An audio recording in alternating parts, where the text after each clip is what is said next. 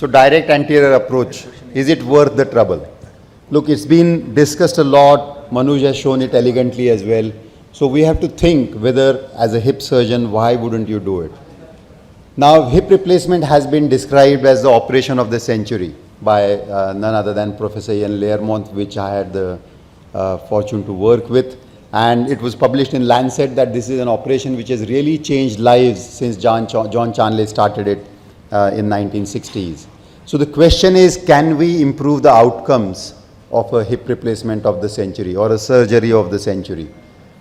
Now, if you're bored with success, so you're bored with success of your posterior approach or a modified hard hinge approach, you need to start flirting with failures.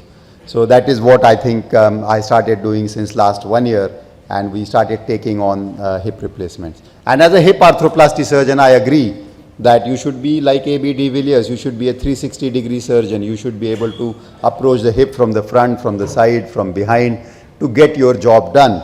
And all approaches should be mastered. So I started doing the DAA since last 1 year because I didn't want to criticize it without doing it.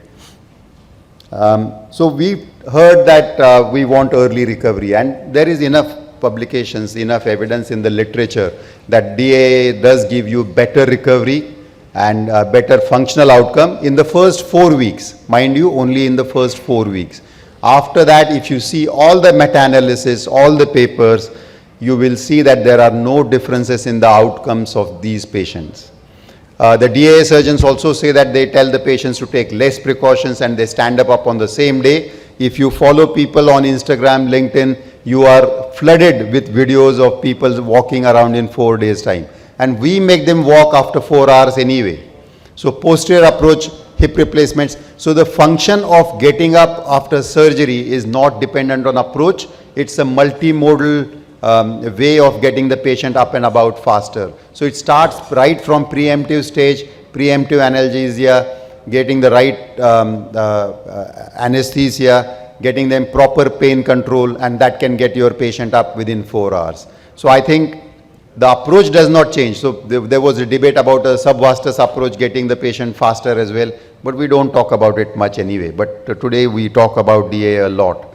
Less pain, early mobilization, as I said, it's a multifactorial thing. You cannot really stick to only approach.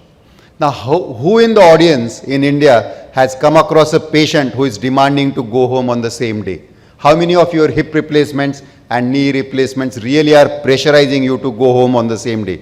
हमारे पास तो culture है कि 4 दिन रहेंगे बाबा, आ गए इधर, I am not going to go home. So for us to follow the Western concepts of blindly getting the patients to be discharged by changing your approach to send them faster doesn't make sense to me.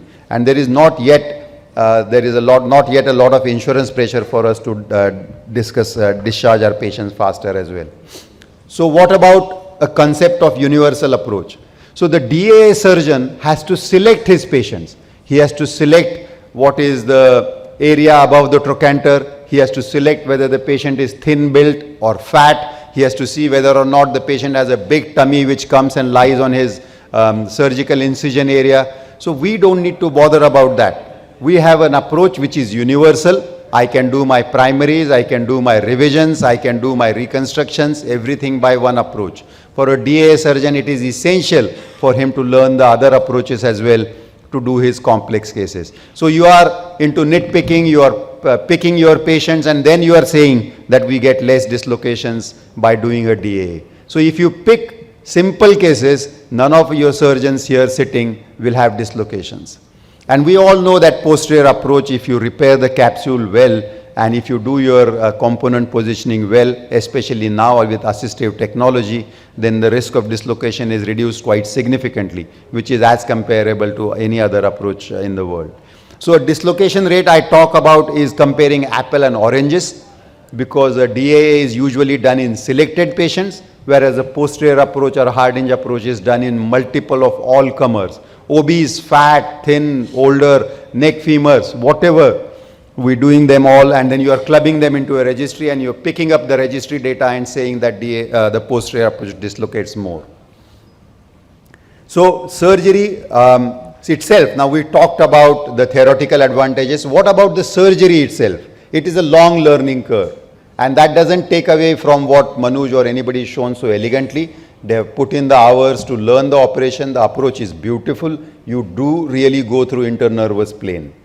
But what about the increased surgical time? Manoj is going to build another hospital. Is he going to be wasting his time and operation theatre time for 2 hours of setting up and taking the patient off? He will decide whether or not it's worth it and how much is the cost of utilizing that theatre time. So I think increased surgical time, increased OT time will lead to increased cost to the patient and also to the surgeon. How many times in the posterior or hard hinge approach have you used an image intensifier? You are doing an operation which your visualization of the acetabulum is not right. You want to bring in either an image intensifier or a robot inside the operation theatre to make sure that your cup is seated well, your cup is anteverted well, the cup is inclined well. So I think that another added risk of infection is being put in. More people come in, more movement in theatre happens, more turbulence in the fomites and the air leads to more infection, and that is not what I'm talking from the air. It is basically been proven in literature as well. And then you say, I want a special table now. Not everybody is as skilled as Manoj, and lots of surgeons in India also don't use a table, but the demands of DAA surgeons are increasing. Now they want a special table, which is going to cost another 15 lakh rupees for your management if you want to use a table, or sometimes you might get it on a rental basis. And then you want special instruments. You want special retractors, you want a hook to elevate the femur, and lots of things. So you are becoming a very demanding person from a very humble posterior approach or a hard hinge approach surgeon. And then, look, I mean, Corel, which we've been using happily without a collar, you start publishing evidence that collared Corel is actually done better because the DAA surgeon prefer a collar. Why do you prefer a collar? Because if you see, and I have done it, if you start broaching the femur with a flat wedge design, the rotational control is not there. So you realize that when you trial it with a standard flat wedge design broach, you reduce it and then you find that it's loose. So now you want a collar because you want to protect your technique of doing, you want to do your approach, so you want a special stem as well. So all companies now you can see are pushing their collared and short stems that don't need to be lateralized because there is no space to lateralize the stem properly with a DAA.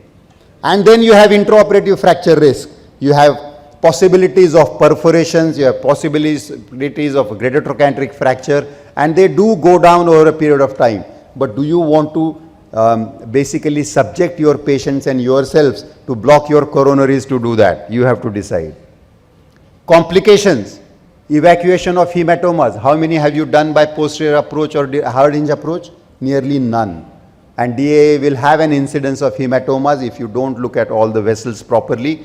Incidence of LFCN injury is gone down, and they compare it with a sciatic nerve injury, which is, I think, very rare as compared to what an LFCN injury can do. And the increased risk of wound infection has been proven in the literature as well. The outcomes are better only in first few weeks, dislocation is less and less precautions. But I feel like Amitabh Bachchan explaining the Mausi in the Sholay movie. कि क्या करे मौसी जी, ये approach तो अच्छा है, थोड़ा time ले लेता है, थोड़ा टेबल अलग लगता है, लेकिन थोड़ा सा इन्फेक्शन भी ज़्यादा होता है, बट फिर भी बसंती के लिए तो डीए ही अच्छा है. So there is a long learning curve. You got a special table, special instruments, special stem, increased risk of fracture and infection, but you still want to say that कि एक बार बसंती से शादी करके तो देखो, सर्जिकल टाइम भी कम हो जाएगा. So anyway, thank you.